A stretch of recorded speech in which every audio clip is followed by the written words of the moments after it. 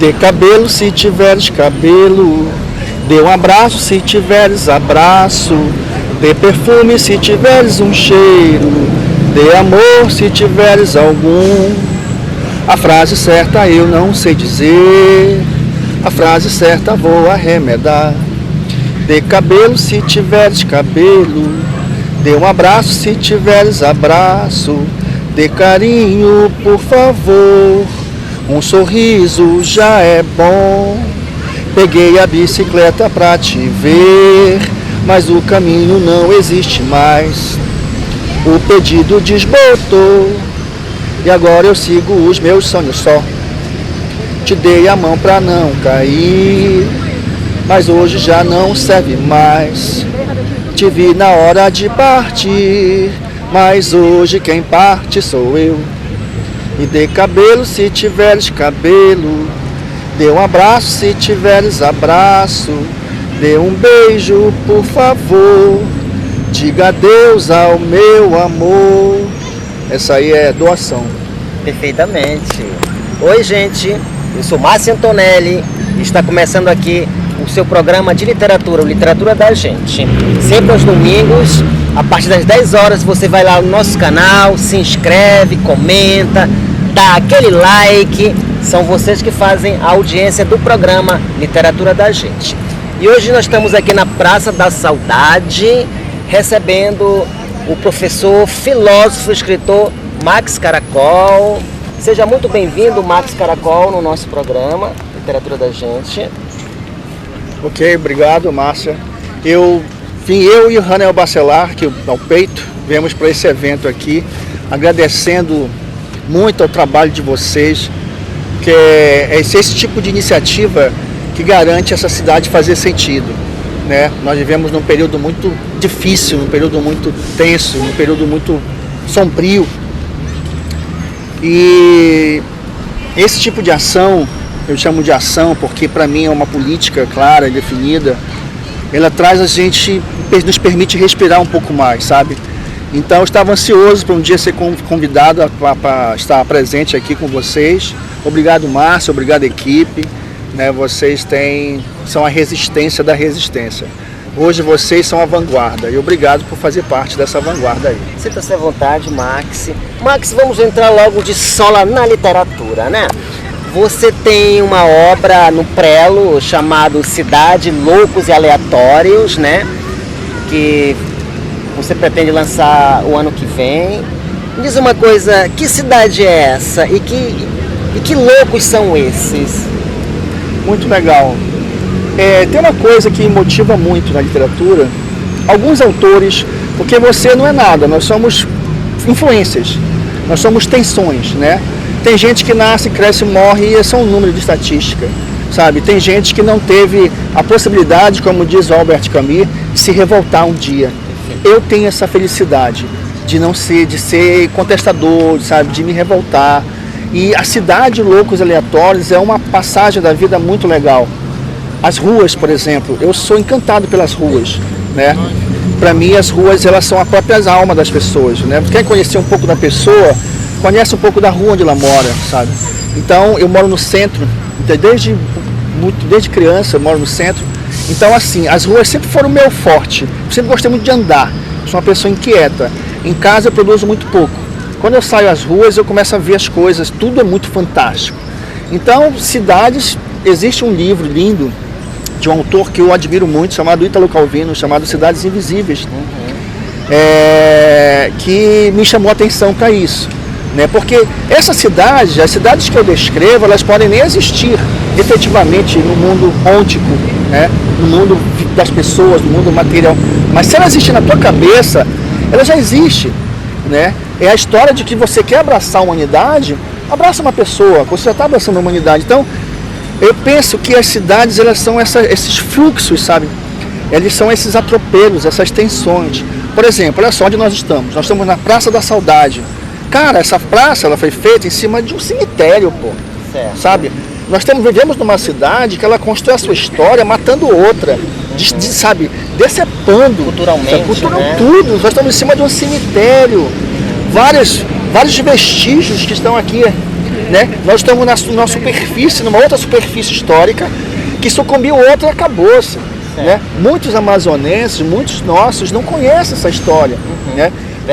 Alguns anos atrás foram fazer uma reforma naquela praça onde funciona, Praça Dom Pedro, onde funcionava a antiga prédio da prefeitura, e acharam, agora é o Paço, acharam várias urnas funerárias enormes, urnas funerárias de famílias dentro. Quer dizer, está aí, os vestígios da história da cidade, elas estão todas em todos os lugares. Depende de como você olha e como você escava. Né? Então, nós aqui, por exemplo, tem gente que está passando transeunte e nunca parou para se perguntar por que o nome é Praça da Saudade. Né?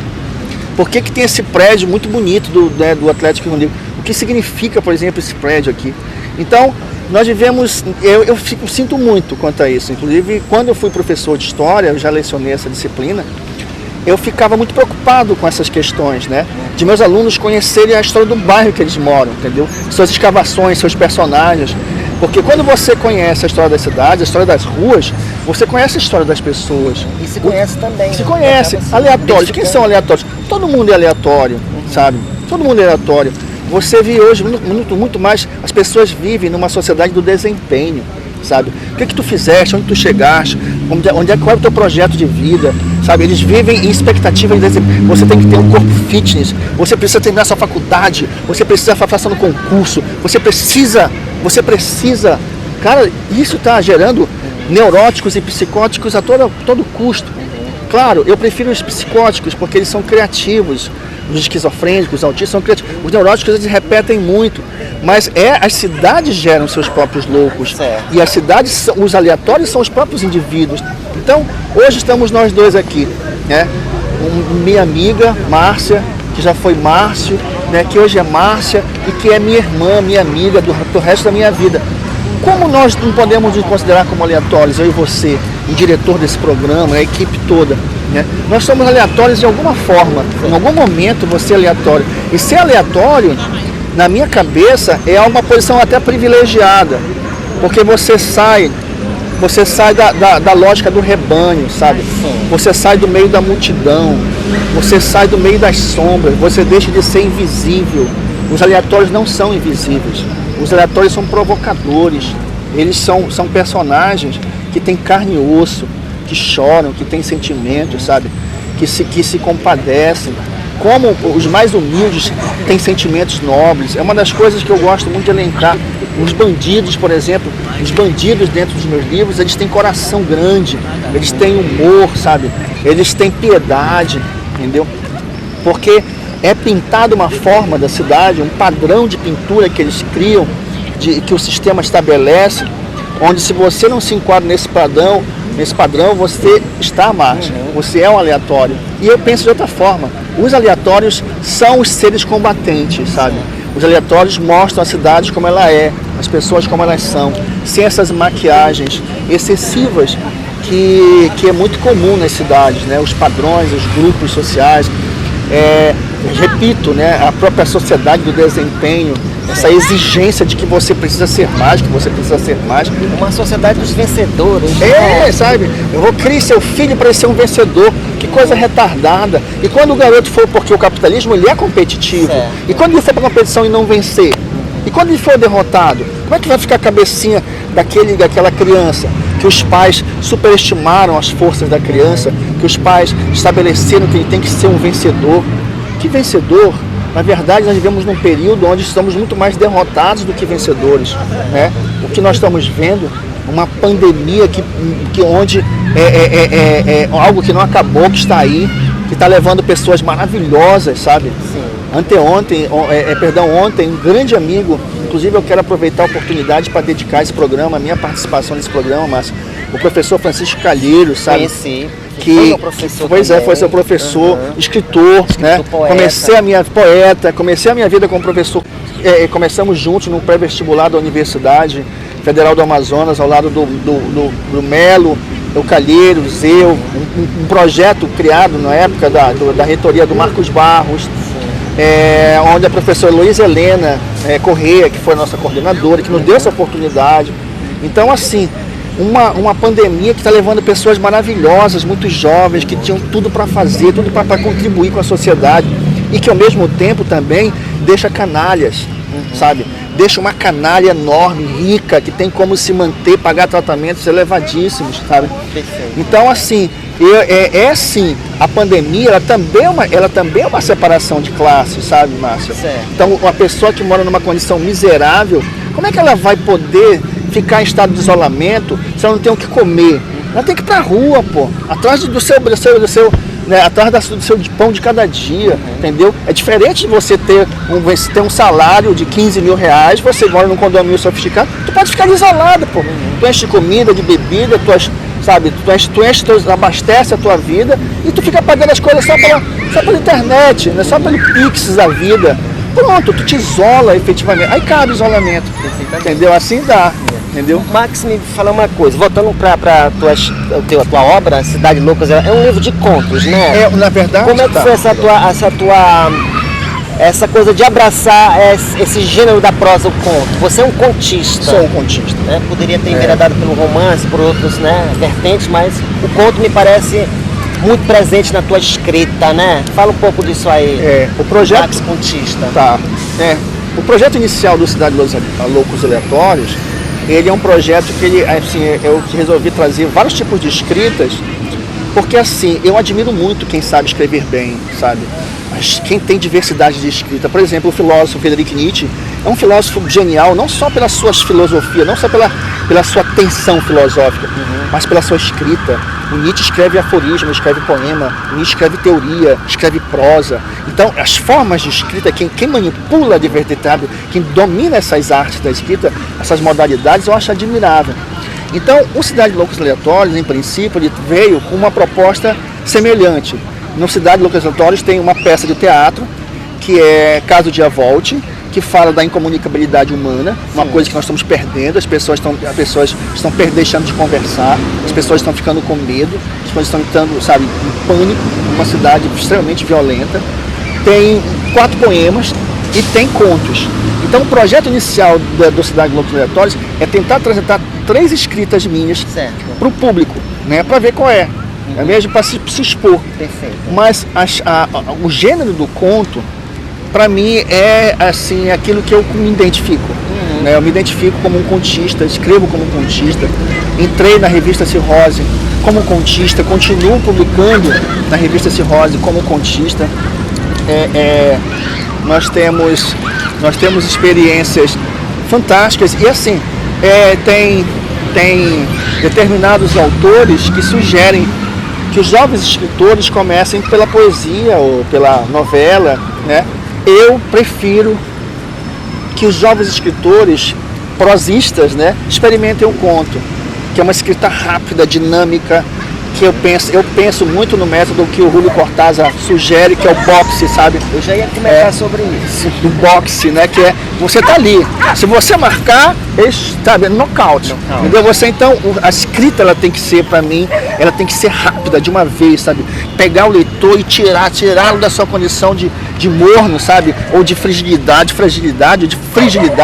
e arrancá-lo de lá, para ele ficar atento no que você está apresentando e, ao mesmo tempo, a música, sabe? A minha escrita, ela tem a rapidez, mas tem que ter uma musicalidade. Perfeito. É algo que eu aprendi muito com a Cirrose, né? Quando nós lançamos a Cirrose, desculpa, você deve falar sobre isso, mas engatou, já está na sequência do raciocínio. A Cirrose, nós trouxemos a Cirrose para quê? Para dar um espaço para os novos escritores escreverem. Nós não criamos uma Cirrose presa à gramática, presa à estrutura gramatical da língua culta, nós criamos presa ao coração. A caneta que escrevi era uma caneta do coração. E isso eu tenho até hoje, sabe? Se eu tiver que, numa estrutura de um conto, ter que adequar na palavra a estrutura verbal e isso atrapalhar a musicalidade do conto, não me interessa a estrutura verbal, me interessa a musicalidade do conto, entendeu? Então eu não tenho compromisso com a gramática quanto a isso, mas eu tenho compromisso com o conto, com a música dentro do conto, sabe? Que eu acho que isso funciona muito bem para o leitor, sabe? Você se preocupar com o leitor, que ele leia teu conto e diz, caramba, tem alguma coisa aqui que eu não vi antes, sabe? Certo. E isso não é nenhuma vaidade, eu diria que isso é ser quem você é, nada mais. Eu percebo que nos teus contos, né, que eu leio, que foi publicado na Cirrose também, você traz muitas influências do Julio Cortázar, né? Tem essa questão do Julio Cortázar, o experimentalismo, né, da linguagem. Jorge Luis Borges com seu realismo mágico, né?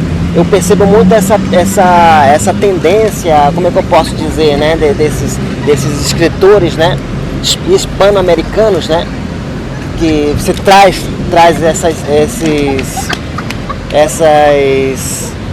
como é que eu poderia dizer? Essas influências, essas reverberações, certo, né? Como é que esses caras isso é muito fazem legal. parte na tua escrita, né? O cara fala, isso aqui é um livro, mas é o livro do autor, Márcio Antonelli.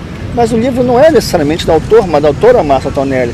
O livro são várias mãos que construíram esse livro, né? Uhum. Ele foi editado, ele foi revisado, ele tem ilustrações, ele tem um prefácio, ele tem às vezes pós-fácio. Então, o livro, na verdade, essa palavra livro, ela costura várias mãos, uma diversidade de coisas. Então, os autores também são essa diversidade, são essas várias máscaras, né? Então, por exemplo, dessas grandes influências que você fala, eu não posso esquecer, por exemplo, de ser herdeiro de Dostoiévski, né? De Gogol, da literatura russa que fala dos pobres, Gogol, Pushkin, Dostoiévski, sabe? Muito mais do que Tolstói. Tolstói eu li pouco mesmo porque eu não me identifiquei, porque sempre me interessou essa questão dos desvalidos, né? Dos menos favorecidos na sociedade. Gorky, né? Gorky, Máximo Gorky, entendeu? Então esses caras foram muito importantes, principalmente na época que eu morava na casa do estudante da Rua Barroso, que é um momento maravilhoso da vida. Então eu conheci vários companheiros que hoje são escritores, inclusive, como o Odenei, como o próprio Arcângelo, que hoje são escritores, Gerson André, que na época nós fazíamos círculos de leitura. Então eu ia passando para os outros e nós tínhamos uma coisa muito legal, que era de provocar. Tu já leste esse livro? Não leu? Ah, tu não leste, tem que ler. Então essa provocação saudável. A literatura russa é muito forte, sabe? O humor, sabe? E tratar dos temas pesados que a vida traz. Porque quando você trata disso, você trata do mundo da realidade, sabe? Você traz à tona essa preocupação, sabe? Eu penso que a literatura tem esse compromisso político, sabe? E essas influências que você acabou de dizer, por exemplo, Julio Cortázar, Gabriel Garcia Marques, entendeu? Ítalo Calvino, Jorge Luis Borges, esses caras são fenomenais, entendeu?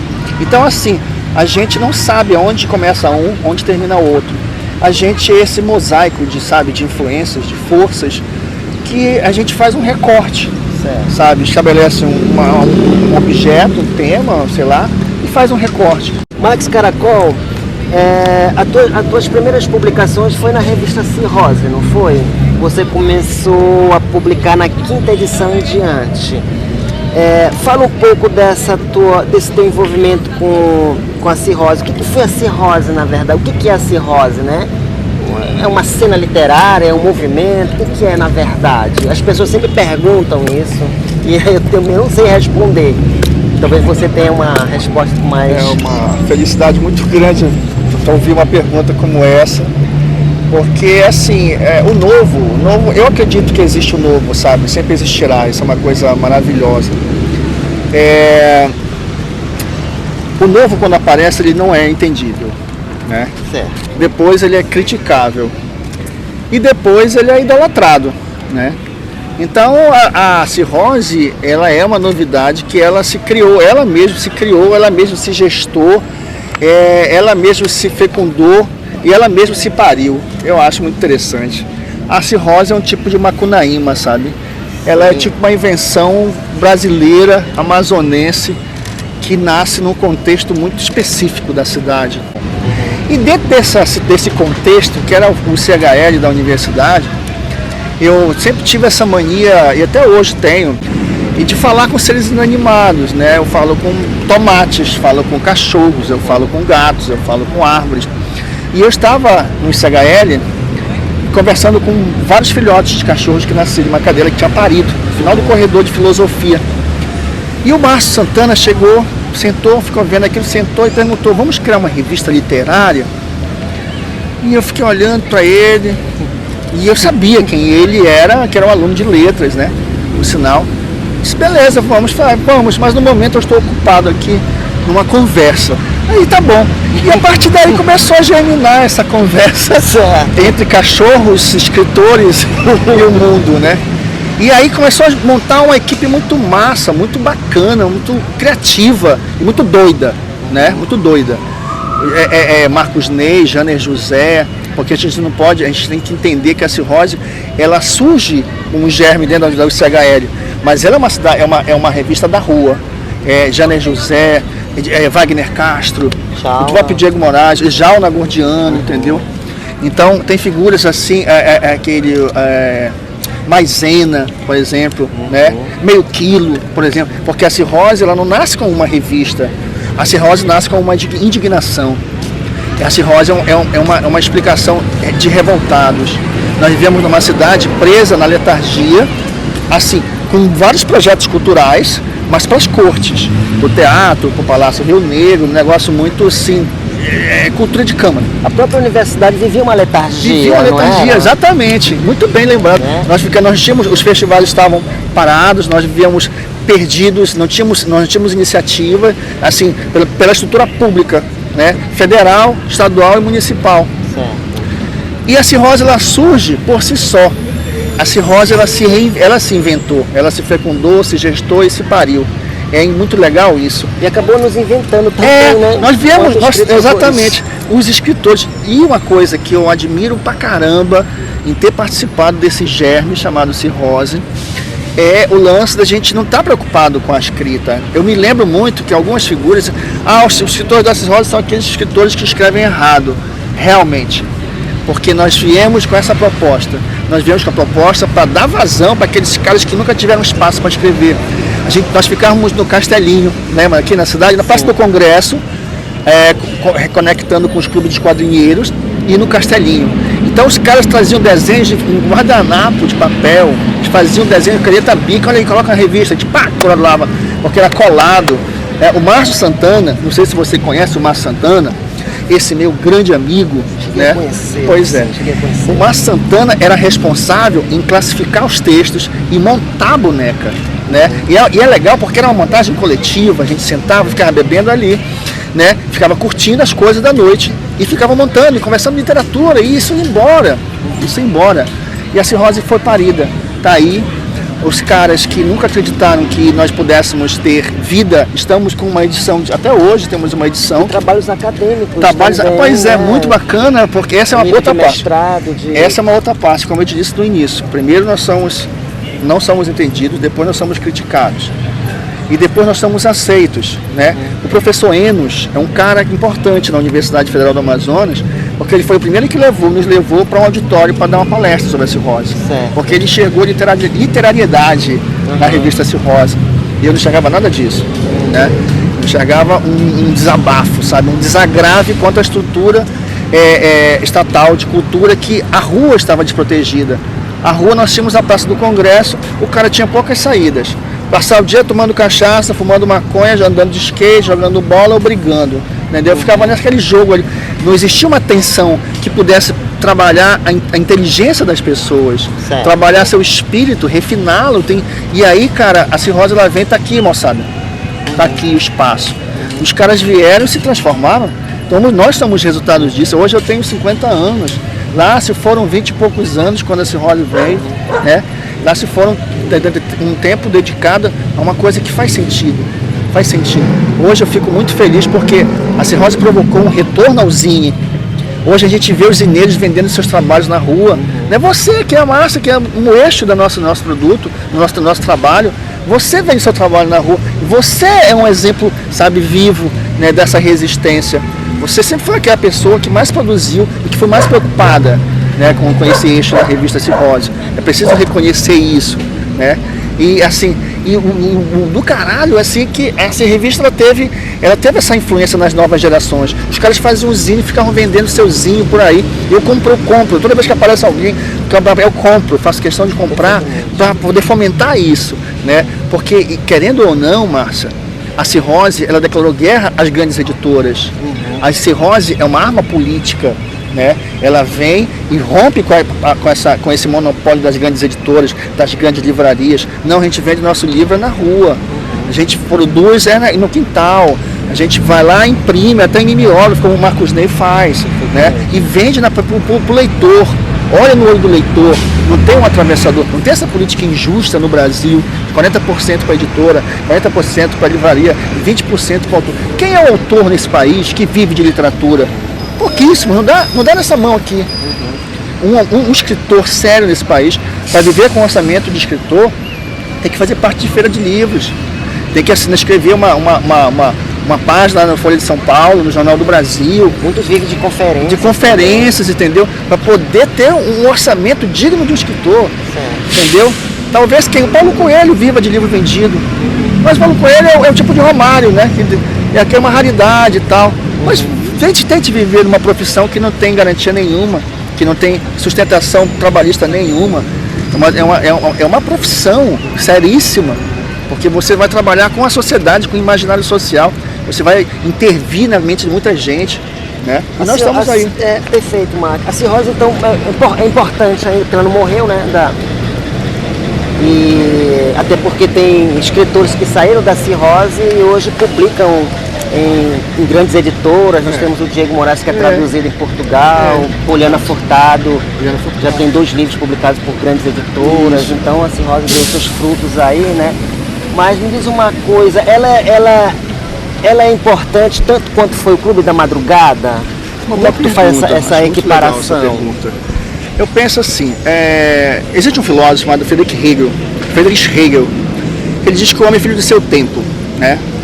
Então assim, nós vivemos num mundo hoje que as pessoas estão muito presas ao juízo de valores, sabe? Valorar as coisas, e valorar entra desde os valores éticos, morais, como também o valor econômico, o valor cultural. Então as pessoas estão muito preocupadas com isso, sabe? Quando na verdade elas teriam outras preocupações importantíssimas que estão aí e que as pessoas fazem vista grossa, né? O racismo, a intolerância religiosa, a questão das imigrações, a falta de estrutura efetiva, de compromisso que o Estado tem no Brasil, por exemplo, contra a pandemia, sabe?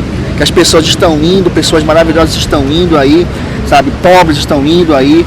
Então, nós temos coisas muito sérias para abordar, mas as técnicas e tecnologias do sistema volta as massas a tratarem as coisas assim, né? Comparando. Penso que cada um tem seu tempo. É legal, eu estava pensando sobre esse tema, essa tua pergunta. Os caras nasceram de um grupo de intelectuais notívagos, boêmios, como nós, em comparação quase semelhantes, numa praça, que era a Praça da Polícia, né? Aliodoro Balbi. Nós nascemos também jovens, com um grupo de jovens intelectuais, né? Ávidos leitores, que indignados com a política pública, com a ausência de política pública para a cultura para a rua, e fomos construindo, e tínhamos uma praça, a Praça do Congresso, nós somos filhos da Praça do Congresso, né? Uma dos rituais que a revista Cirrose tem, inclusive, é de lançar na Praça do Congresso, sempre a edição que sai, né? Cara, muito dos jovens, eles começaram a perder referência, né? Começaram a perder referência. Então nós tivemos 2 perspectivas da nossa geração, assim eu vejo. Uma que rapidamente foi assimilada pelo sistema, pelo novo modelo, né? Com as novas tecnologias de controle, os meios de comunicações, etc. E virou massa, né? De volta ao cinema brasileiro, uns viraram suco, né? Outros se indignaram, mantiveram politização. Foi uma fase do caramba que nós tivemos várias, por exemplo, na música brasileira, uma música politizada, né? Titãs, Plebe Rude, Camisa de Vênus, Paralamas, Legião Urbana, um monte de gente bacana pra caramba que nos favoreceu, na nossa geração, saindo de uma ditadura, se politizar. E isso, querendo ou não, nos ajudou muito. A politização nos permitiu fazer da cirrose uma arma. Eu penso que nós nos distanciamos muito quanto a isso, né? Os nossos objetos são objetos urbanos e a nossa abordagem, ela não está preocupada com esse simbolismo, sabe? Não está preocupada com uma ternura, falsa ternura. A ternura que nós temos, ela é muito autêntica. Os problemas que nós abordamos são que as pessoas vivem efetivamente. As nossas denúncias, os nossos palavrões, as drogas anunciadas, sabe? As agressões que são realizadas na sociedade, nós falamos, nós apresentamos na nossa literatura da cirrose. Então eu penso que, do ponto de vista estratégico, são dois projetos completamente distintos. Nós não devemos nada a eles. Eles têm seu tempo e têm sua abordagem. Uma abordagem simbolista, uma abordagem bonita, bucólica, né? Parnasiana. Nós não. Nós viemos aqui para um momento já pós-ditadura, no momento de uma equipe que se politizou e que usa a literatura como uma ferramenta política, como uma ferramenta de chamar a atenção, de alertar as pessoas, de alertar os leitores das coisas mais absurdas que nós vemos todos os dias. Já que adentramos agora a questão política, né, Marcos Caracol, eu gostaria de saber de você, como escritor, filósofo, pensador, como é que tu analisa esse momento que nós estamos atravessando no país, né? Muito legal, interessante. Como é que você vê? A pergunta é muito pertinente, Márcia, porque assim, primeiro que no planeta, eu vejo assim, não dá para você criar hoje um sistema, uma síntese extensa. As coisas são muito rápidas agora, muito mais rápidas ainda. Elas são muito mais pontuais, são muito mais voláteis. As relações são muito mais voláteis, as intenções são muito mais voláteis. Elas se reconfiguram, se reconstroem, se desconfiguram com uma velocidade atroz. Então, o que nós vemos, por exemplo, de mais ou menos regular, são retornos, na verdade. São filmes tristes que tiveram na história da humanidade do século XX, que estão ensaiando um retorno, como o fascismo, como o nazismo, sabe? Como o racismo, sabe? Como esses ismos terríveis, sombrios, denunciados, por exemplo, pela filósofa Hannah Arendt, né? Então, eu penso que os intelectuais, e agora eu quero chamar a atenção, porque a revista de Cirrose, ela tem escritores do mundo todo, ela é divulgada no mundo inteiro, tem muita gente que lê essa revista, e eu vejo assim, os intelectuais, eu penso que eles têm obrigações nesse período, mais do que nunca. É preciso que eles saiam das suas redomas, sabe, das suas redomas da universidade, das suas redomas dos seus escritórios, e que eles ocupem as ruas, sabe, que eles se posicionem, porque querendo ou não, os intelectuais, eles são formadores de opiniões. Uma revista como essa, ela é formadora de opinião. Então é preciso resistir, sabe? É preciso tomar posições. Não dá pra gente ficar falando do outro lado da rua o que está acontecendo. Atravesse a rua. É hora de atravessar a rua. É hora de tomar, sabe, ocupar as praças. É hora de tomar posições. Nós vivemos num governo que fala tanto contra a politização da escola, a politização dos órgãos públicos, mas tudo que ele faz é politizado, sabe? Tudo que ele faz é ideológico. Então, por exemplo, você não é obrigatório vacinar. Como você pode, um governo que ele é o governo, ele não é qualquer pessoa, ele é o representante do executivo do país, que ganhou uma eleição, ninguém está discutindo que ele ganhou a eleição, o que estamos discutindo é como governar. Acabou a eleição, agora é governo, governe. Você não pode dizer, sinceramente, eu não vejo como sustentar uma posição como essa. Olha, não é obrigatório se vacinar. Claro que é obrigatório vacinar, porque as pessoas que não se vacinaram, elas já são potencialmente hospedeiros, permissíveis a serem hospedeiros desse vírus letal que está matando muita gente. Nós temos milhões de pessoas nesse planeta.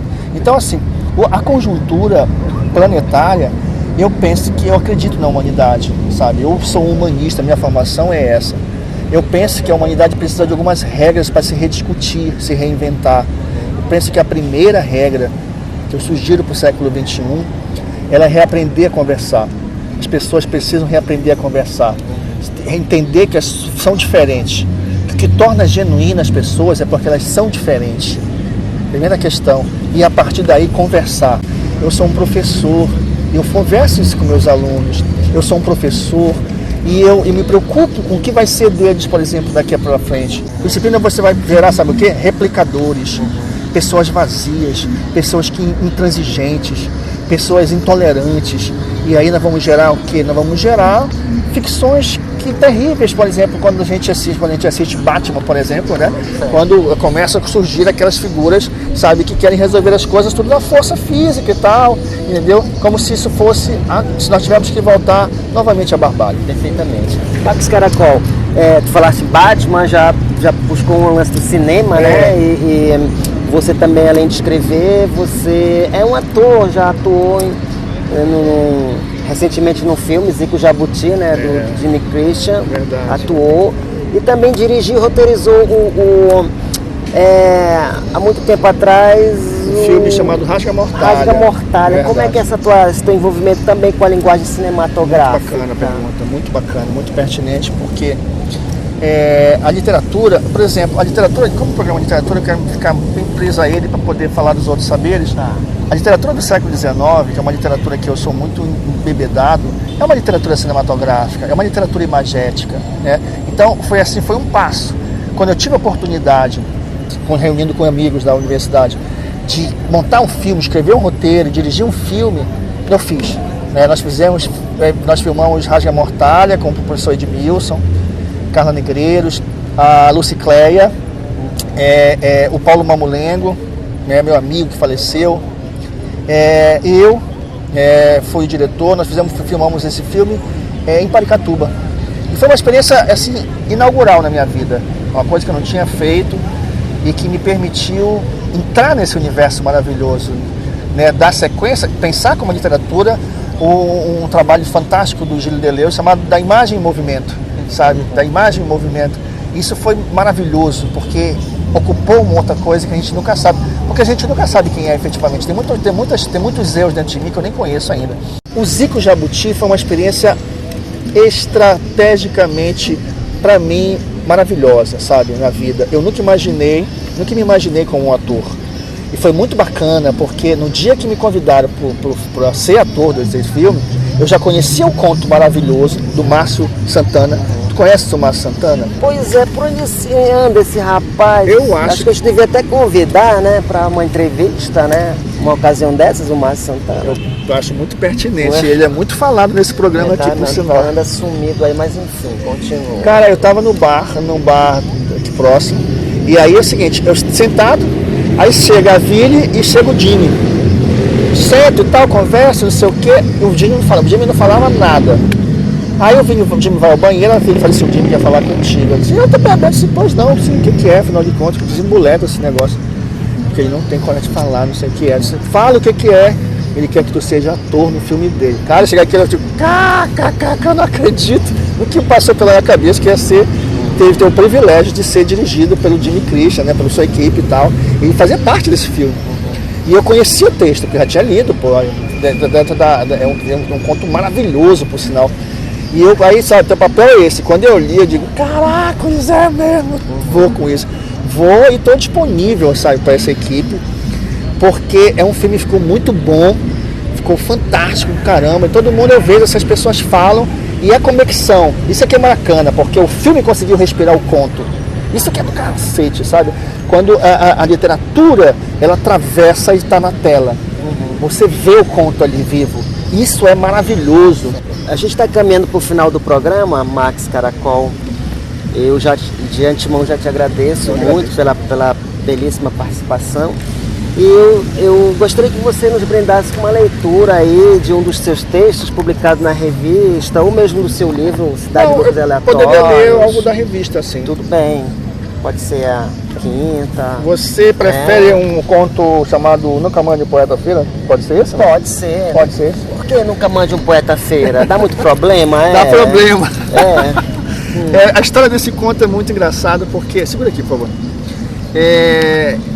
Eu conheci uma senhora chamada Eunice. Ela era mãe do Márcio Santana. Certo. Ela morava no Educandos. Então, assim, era eu, Marcos Ney, o Jânio José, que íamos lá, né?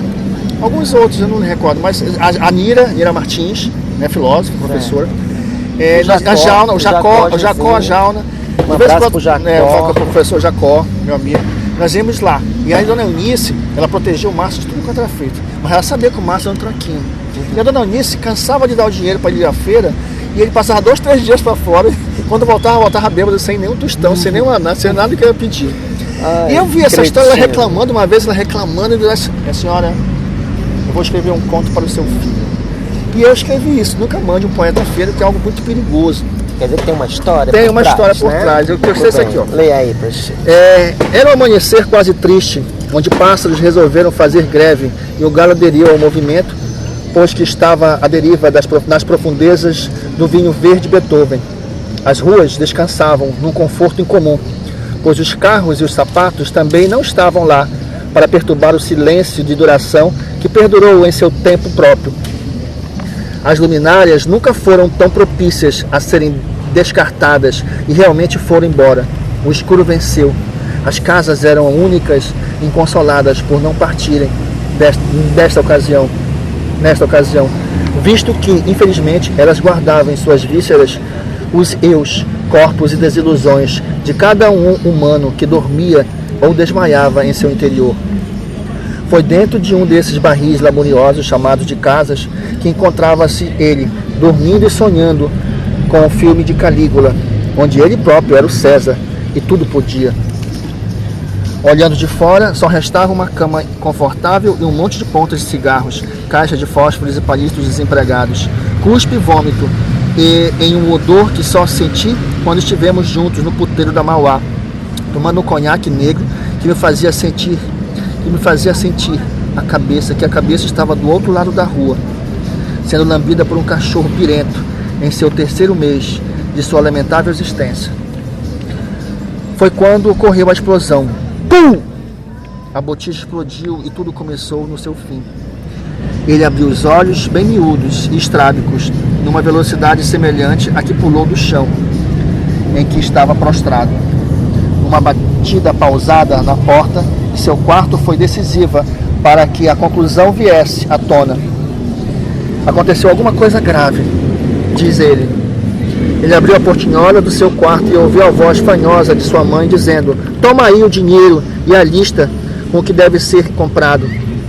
Parou, deu 3 piscadas e retomou em seguida. "Ah, o tatuador ligou."